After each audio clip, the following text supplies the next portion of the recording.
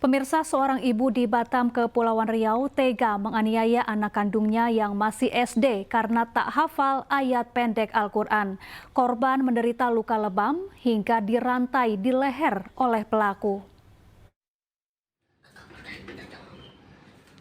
Ya Allah sih Pak, kok diapain sama mamaku sampai kayak gini sih Pak? Seorang anak berinisial AS kelas 6 sekolah dasar ditemukan warga terluka di bagian leher, tangan, dan kakinya.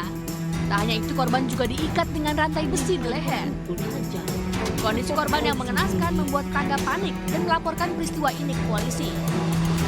Menurut polisi, korban mengaku dipukuli oleh ibu kandungnya sendiri, Zuraida, karena tidak hafal surat pendek di Al-Quran. Selain itu, korban juga tidak diperbolehkan berangkat sekolah. Peristiwa bermula saat korban sempat diam-diam memakai ponsel pelaku yang saat itu sedang tidur untuk mendengarkan ayat Al-Quran. Namun mengetahui korban memakai ponselnya, pelaku marah dan menganiaya korban serta mengikatnya dengan rantai besi. Polisi pun langsung menangkap ibu korban. Oh, itu rantainya. Dapat laporan dari tetangga yang kita bisa bilang menyelamatkan dia, yang mana tetangga itu melaporkan ke kita, langsung kita tindak lanjuti. Dari pengakuan tetangga ini, kondisi si anak ini memang pada saat kita temukan lehernya ada di rantai, rantainya lumayan besar juga, ada 2 kali lilitan di lehernya, kemudian kakinya diikat pakai tali rafia, seperti itu. Polisi pun langsung menangkap ibu kandung korban. Pelaku memiliki 3 orang anak dan korban merupakan anak kedua serta yang paling kecil berusia 4 tahun. Sementara korban dan adiknya nantinya akan dirawat oleh putri sulung pelaku yang masih duduk kelas 2 SMA. Dari Batam, Kepulauan Riau, Gustiono Saha, iNews melaporkan. Seorang anggota polisi tertembak saat meringkus 2 pencuri kendaraan bermotor di permukiman warga di Cengkareng, Jakarta Barat. 1 pelaku kabur, sementara 1 pelaku lainnya berhasil ditangkap.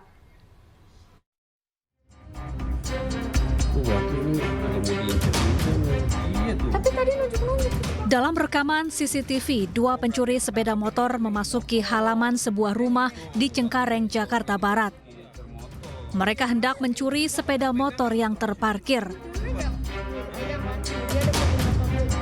Namun tiba-tiba datanglah 2 anggota polisi yang tengah memburu kedua pencuri. Aksi saling tembak pun terjadi.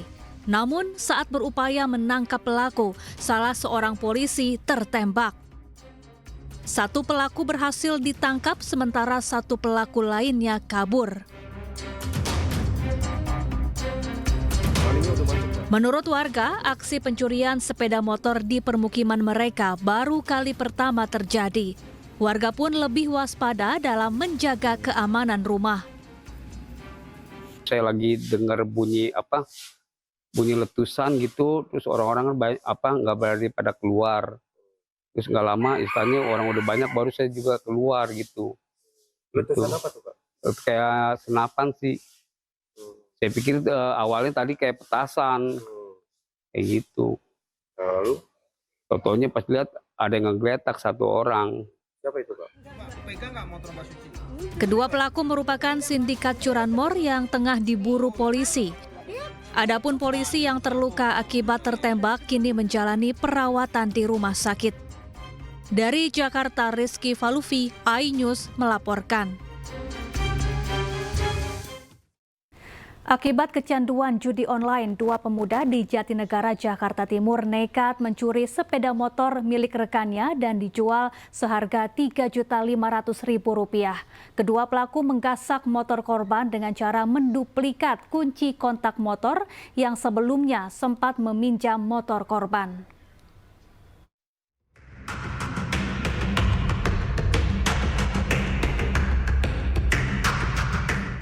Dari rekaman CCTV nampak 1 dari 2 pelaku menggasak 1 unit sepeda motor di Jalan Kebonana Selatan, Jatinegara, Jakarta Timur. Diketahui motor tersebut merupakan milik rekannya yang sebelumnya telah dipinjam dan dikembalikan ke korban. Saat meminjam motor, pelaku sempat menduplikat kunci kontak kendaraan korban. Korban yang hendak menggunakan motor melihat motor tersebut sudah tidak ada di lokasi. Dari hasil penyelidikan, 2 pelaku berinisial KZ dan DK berhasil diringkus polisi, namun motor korban sudah dijual pelaku senilai Rp3.500.000. Motif dari DK adalah merasa sakit hati oleh perkataan korban. Makanya dia menggagalkan kunci tersebut, lalu menyuruh KZ untuk mengambil motor korban. Dari hasil penjualan tersebut dipakai untuk membayar kontrakan dan bermain judi online. Akibat perbuatannya, kedua pelaku dijerat dengan pasal 363 KUHP tentang pencurian dengan ancaman hukuman di atas 5 tahun penjara. Dari Jakarta, Rio Manik, iNews melaporkan. Kita beralih ke informasi lain, pemirsa. Timnas Arab Saudi tiba di Bandara Soekarno-Hatta, Tangerang, Banten, Jumat malam. Arab Saudi akan menghadapi Timnas Indonesia pada 19 November mendatang di Stadion Utama Gelora Bung Karno. Timnas Arab Saudi tiba di Terminal 3 Bandara Soekarno-Hatta, Tangerang, Banten sekitar pukul 19:30 waktu Indonesia Barat. Para pemain Arab Saudi menggunakan pesawat charter Garuda Indonesia. Diketahui Arab Saudi baru menyelesaikan pertandingan lanjutan grup C melawan Australia. Arab Saudi dan Australia bermain tanpa gol. Selanjutnya, Arab Saudi akan melawan Timnas Garuda pada 19 November mendatang. Pemirsa, di tengah gempuran serangan udara Israel yang terus terjadi di Libanon dan Gaza, sejumlah lembaga kemanusiaan Indonesia dan lembaga kemanusiaan internasional kembali menyalurkan bantuan kepada pengungsi Palestina di Yordania. Dan pemirsa, informasi ini sekaligus menutup iNews Malam. Cuplikan tayangan berita iNews dapat Anda saksikan di kanal YouTube @official iNews. Saya Syafaati Suryo dan kerabat kerja yang bertugas pamit undur diri. Terima kasih, selamat malam dan sampai jumpa.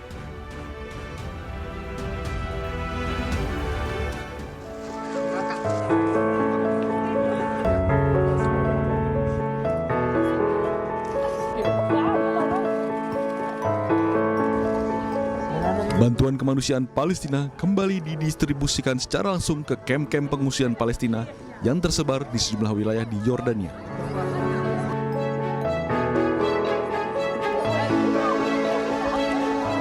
Dengan menggunakan truk kontainer melalui perbatasan tepi barat Yordania dengan Palestina, ribuan paket bahan pangan seperti beras, gula, daging hingga kacang-kacangan didistribusikan kepada para pengungsi Palestina. Alhamdulillah hari ini kami masih berbagi kepada saudara-saudara kita Palestina di Camp Sunnah di Yordania. Ini adalah salah satu bentuk bagian bantuan yang tentunya nanti akan dalam kafilah besar pada tanggal 17 November 2024 bersama bantuan dari MUI, FOS, lembaga-lembaga kemanusiaan Indonesia dan lembaga-lembaga Zakat dari Indonesia. Semoga ini memberikan manfaat. Terima kasih sekali lagi atas bantuan rakyat Indonesia. Barakallahu fikum. Wassalamualaikum warahmatullahi wabarakatuh.